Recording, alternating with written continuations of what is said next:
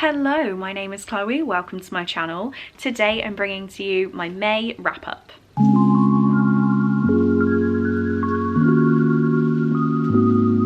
It's a bit of a smaller wrap-up than I usually have to talk to you guys about. I read 8 books in May, which I understand is still really good, but when I dropped down from my average of like 15, 16, 8 didn't feel like a hell of a lot. But I still have the stats, I still have them all to talk to you about, and hopefully I won't ramble on for too long today. I read 8 books, which was a total of 2,815 pages. I read 2 normal print books with my eyeballs. I read 5 audiobooks and 1 ebook. I've decided to class ebooks as a separate part of my wrap-ups because I don't typically read them. So I just thought it was interesting to tell you I'd read an ebook. I had no 5-star reads this month. I had no 4.5-star reads this month, but I had 2 4 stars, 1 3.5 star, 2 3 stars, 1 2.5, 1 2, and 1 book I didn't rate, which brought my average rating down to a 2.8 stars, which was not ideal, but it's fine. And just some additional stats, that means I read an average of 91 pages per day, and the average length of the book I was reading was 352 pages.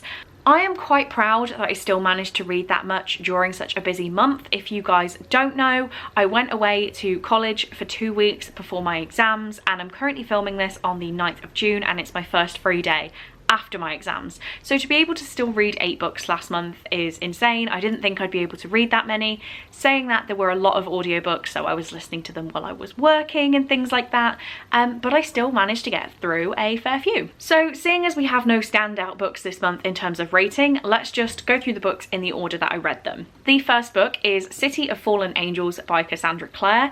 This was actually April's book for the By the Angel Along, hosted by Becca at the Becca Fowl, but I was a little bit late to reading it, so finished it right at the start of the month. This is the 4th book in the Mortal Instruments series, so I can't really tell you too much about it if you don't know already, but this is a world with shadow hunters who kill demons, and there are werewolves and vampires and fairies and warlocks. Quite a lot going on, but I have loved reading this series again with Becca. I did annotate this one, so this one has got a lot of my thoughts, a lot of highlighting. I'm actually trying to find a page where I've written anything. I mean, there's some writing on here, but yes, had a lovely time reading this book again. I gave it 4 stars if I haven't said already, so it's not my favourite of the series. I think it's just because I've read it so many times now that nothing shocked me, and a big part of this book is the shock factor. But yeah, 4 stars, had a great time. Next up, I read The Sweetest Oblivion by Danielle Laurie, which I read via audiobook, and I gave 2.5 stars. I don't really remember too much about this. There were rival mafia families, and one of the daughters kind of gets married off, but then the guy prefers her sister or her cousin. I don't really know, thinking back on it. It was okay at points. There was a little bit of sexual tension. The smutty scenes were pretty damn good, but it was a lot of back and forth on how this character was feeling, a lot of I shouldn't love him but I do, 10 pages later I shouldn't be interested in him but I am, and 10 pages later I shouldn't be interested in him but I am. A little bit repetitive in that sense, so I gave it 2.5, but would I recommend it? I'm not sure. Next up, we have Stolen by Lucy Christopher, which I buddy read with the lovely Chelsea. I gave this 3 stars. So this is about a girl called Grace, I want to say. I'm actually not sure, I don't remember her name. And it's told in the 2nd person, which was interesting. So it was like she was talking to her captor, but what happens is she is in an airport with her parents. She's going on holiday, I don't really remember where. And while she's there, she is abducted by this guy who takes her to the outback in Australia, and there are people outside the window. Let's just continue anyway. He takes her to the outback in Australia and is holding her captive for, as he says, the rest of her life. And I think it was an interesting premise, but it was all a bit too far out there for me. I think it made sense that he kidnapped her in whatever way I mean that, but everything was just over the top, and there were chapters about there being snakes in the grass, and there were chapters about a camel. Not chapters, because it's all just one letter. But yeah, anyway, I'm ranting too much about this. I did kind of like it. I gave it 3 stars. I liked that Chelsea wanted to read it with me. She gifted me this book, so I feel very bad saying anything negative about it. But it just wasn't, I don't know, maybe if I would have read this when it came out, which was, I was a teenager. Oh, 2009, so I was 11, right? I would have thought this was absolutely amazing, but going back on it, I've read so many kidnap stories where they get put in basements or like sheds, things like that, and it's just normal life going on around them, that I just thought going to the middle of the outback and adopting a camel was a bit too far. I don't know. Next up, I have The Maid by Nita Prose, which I gave 3.5 stars. So I listened to this one on audio and I did really enjoy it. This is about our maid, maybe her name's Grace. There's a lot of characters with similar names. I don't remember character names if you're new here. But she is a maid in a high-end hotel and she's just a little bit different. She doesn't pick up on social cues, and if there are people making fun of her, she doesn't really understand it. She's very old-fashioned in her values, how she speaks, and she gets teased for that as well. But the maid is just very, very good at cleaning up other people's messes. So one day she goes into a hotel room and finds a guy dead, and she doesn't really know what to do about it. And yeah, I think that's pretty much all I can tell you without spoiling it. I did enjoy this book. I think I was gonna give it 4 stars, and then the ending just wasn't very special to me at all. I wasn't a big fan, and I feel like the tone of this book really made me want to read more, but I'm not sure what I gained from continuing reading, if that makes any sense. I don't think it does. But yeah, just a lot of things in this that I loved. So it was gonna be 4 stars, 4.5 stars, and it just didn't quite match up to what I wanted it to be at the end. So 3.5. Next up, we have another 3-star read, which was How to Kill Your Family by Bella Mackie. This one I actually ended up listening to the audio because I could not get through the physical book. So it's actually on my audio list, but I did read maybe 150 pages physically. This was my Patreon buddy read pick for the month, and sadly, I just didn't really like it. I felt so bad. So this is about a girl, maybe her name's Grace. I think her name is actually Grace. What is anyone's name anymore? But this girl, she has been living with her mom as a single mother as a child, and then her mom unfortunately dies, and she is told this story of the fact that the very, very rich man, like multi-billionaire businessman, is her dad, but he wants nothing to do with her. So she sets up a plan to kill her entire family on that side. But as she's writing this book, she is in prison for a murder she did not commit. So she's getting all her thoughts and feelings out in this big confession piece of writing, I guess.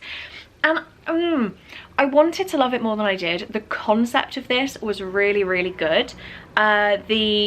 Sadly, I couldn't stay hooked with it enough and I had to switch to the audiobook, which already made me feel a bit shaky on what I felt about it.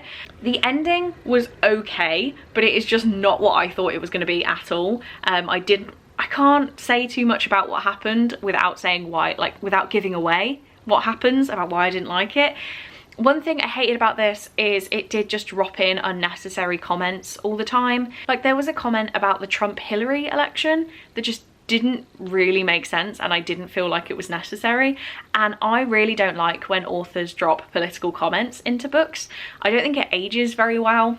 Particularly, like, this book was published in 2021, so that's 2016, right, was that election? And just think in like another 10 years, if people read this, are they really gonna care about that reference? I don't know. Wasn't a massive fan of the political references. I don't think it's needed in books. Well, I don't think it's needed in fiction books. It draws me out of the situation. So yeah, the author's writing style I wasn't a massive fan of, and I think that's why I had to switch to the audiobook, but the concept of the story was pretty cool. Next up, we have my other 4-star read, which was After the Game by Abby Glines. This is part of the Field Party series that starts with the Until Friday Night. Couldn't remember what it was called. But these are just a set of feel-good YA contemporaries with romance thrown in and some big dramas thrown in and actual big issues for teenagers to be facing. And I listened to the audiobook of this, as I've done with the whole series, and I just really got sucked into it. So yeah, this is book number 3. We're following all the time they're characters that have been mentioned in previous books.